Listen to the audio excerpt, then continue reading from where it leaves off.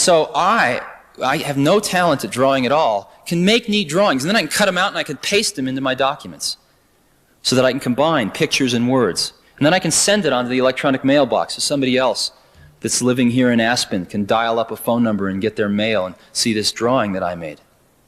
So we're starting to break out, and you can just see it now. And it's really exciting.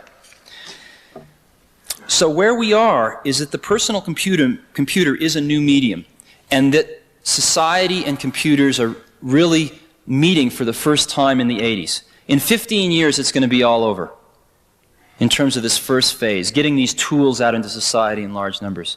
But during the next 15 years, if we have an opportunity to do it great or to do it so-so.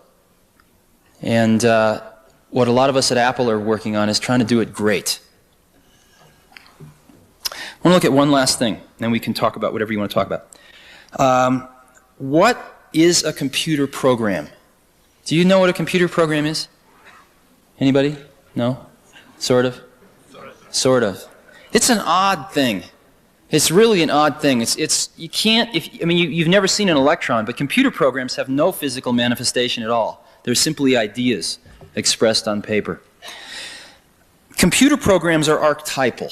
What do I mean by that? Let's compare computer programming to television programming. Again, if you go back and you look at the tapes of the JFK funeral in 1963, I guess, you'll start to cry. You will feel a lot of the same feelings you felt when you were watching that 20 years ago. Why? Because through the art of television programming, we are very good at capturing a set of experiences, two experiences, 20 experiences, and being able to recreate them. We're very good at that. It takes a lot of money, and it's somewhat limited, but we can do a pretty good job of that. You can really feel the excitement of Neil Armstrong landing on the moon. Computer programming does something a little different. What computer programming does is it captures the underlying principles of an experience. Not the experience itself, but the underlying principles of the experience. And those principles can enable thousands of different experiences that all follow those laws, if you will. And the perfect example is the video game. What does the video game do?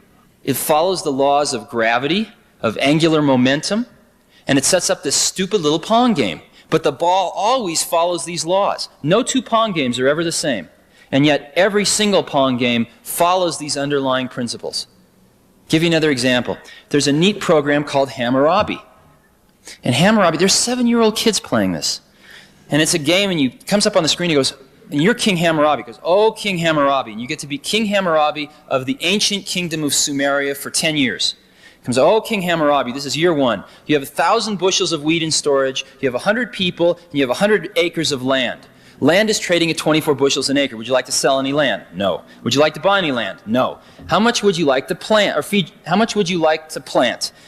And it turns out that if you don't plant enough, some of your people will starve the next year. And if you plant a lot, then people will come from the surrounding villages because you got a hot village to live in and you feed them well.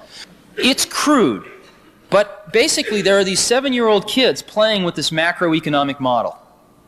And you can argue about the content of the model. But one thing you can't argue about, they will sit there for hours and play that and learn. And we've got to get our models better and more sophisticated. But that is an interactive way of learning that none of us ever had when we were growing up. And again, thousands of individual experiences, but all based on that one set of underlying principles. When I was going to school, I had a few great teachers and a lot of mediocre teachers. And the thing that probably kept me out of jail was books.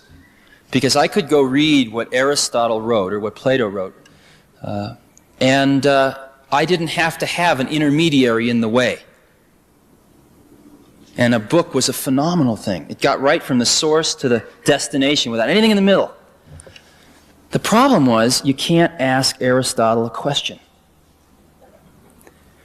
And I think as we look towards the next 50 to 100 years, if we really can come up with these machines that can capture an underlying spirit or an underlying set of principles or an underlying way of looking at the world, then when the next Aristotle comes around, maybe if he carries around one of these machines with him his whole life, his or her whole life, and types in all this stuff, then maybe someday after the person's dead and gone, we can ask this machine, hey, what would Aristotle have said? What about this? And maybe we won't get the right answer, but maybe we will.